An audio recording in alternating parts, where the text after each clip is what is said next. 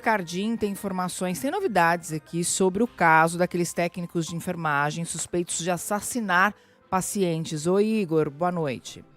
Oi, Débora, boa noite para você, para Carol, para os ouvintes. Pois é, o advogado da família do carteiro Marcos Raimundo Fernandes Moreira, de 33 anos, morto após receber doses de medicamentos não prescritos, afirmou à CBN que os parentes estão devastados com a descoberta de que a morte, antes considerada natural, foi causada por uma ação criminosa. Segundo ele, a família já tentava superar o luto quando foi informada pela polícia de que o paciente havia sido assassinado, o que provocou revolta e agravou o sofrimento, especialmente da filha de 5 anos, que continua perguntando pelo pai. Agora, o advogado Wagner de Paula busca na justiça a reparação por danos morais e a pensão para a filha de Marcos.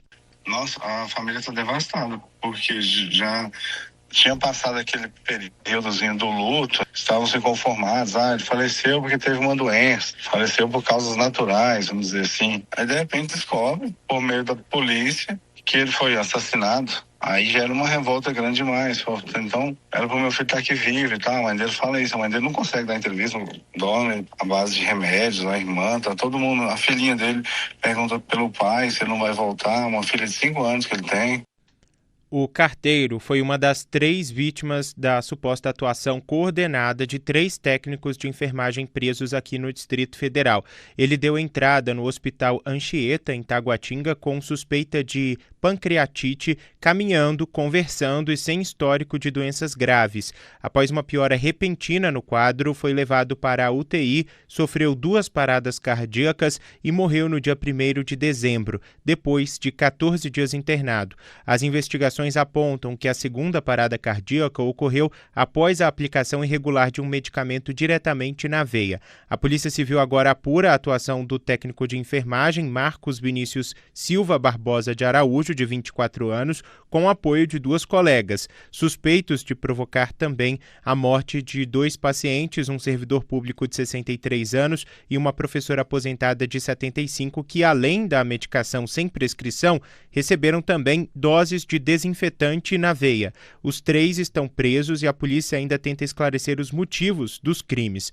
O presidente do Conselho Regional de Enfermagem do Distrito Federal, Elisandro Noronha, disse que vai abrir processo no Conselho de Ética para avaliar a cassação do registro profissional dos técnicos envolvidos. O Corém disse que não havia denúncias anteriores contra os suspeitos, que iniciou investigação própria e solicitou acesso ao inquérito e às imagens do hospital.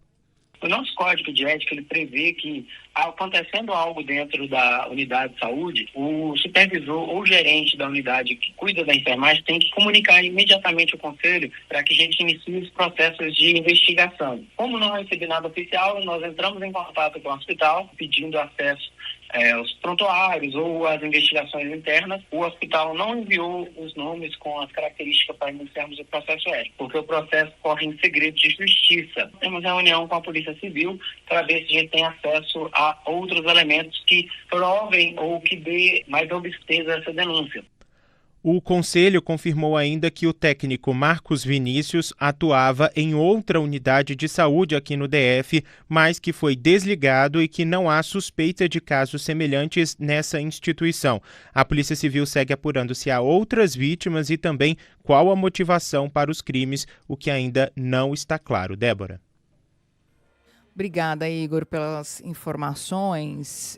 Os técnicos de enfermagem, eles lidam direto, com os pacientes. Eles têm a supervisão de um enfermeiro, normalmente, mas eles é que realizam os cuidados de higiene, a alimentação, aplicam os medicamentos, os curativos, coletam exames, ou seja, são profissionais que têm uma relação muito direta com o paciente. Esses profissionais de saúde, seja auxiliar de enfermagem, técnico de enfermagem, enfermeiro ou mesmo médicos, eles lidam com a vida e a morte, a depender da situação da gravidade do paciente, isso depende muito da atuação deles. Então, uma atuação de uma pessoa que não está preparada, nesse caso não é isso, não é uma questão de preparação. Esse caso, eles cometeram um crime.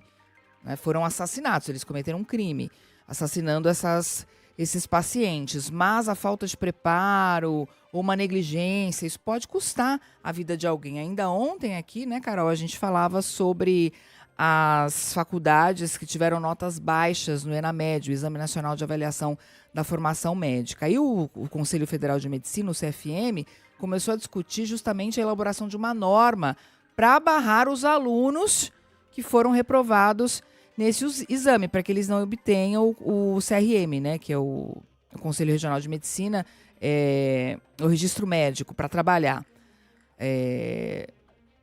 Até porque essa medida teve o aval da plenária, do Conselho, do CFM, mas depende de uma deliberação final. Mas é uma resposta ao resultado do ENAMED que foi divulgado ontem. A ideia, segundo informações da Folha de São Paulo, é exigir que o aluno apresente a nota do ENAMED quando pedir a inscrição do CRM. Aí o registro só vai ser concedido após a aprovação em exame futuro. É importante que se tome medidas para que não tenhamos maus profissionais. É claro que um bom profissional, que a gente não sabe esses três, né, técnicos de enfermagem, se eles podem até ser bons profissionais. Nesse caso específico, que eles cometeram foi um crime, ainda sem a motivação, embora nenhuma motivação seja plausível, mas é importante também que a gente consiga ter bons profissionais, consiga garantir que bons profissionais trabalhem diretamente com os pacientes. É isso, nesse caso não foi imperícia, né? A gente fica sem entender a possível motivação de uma barbaridade dessa.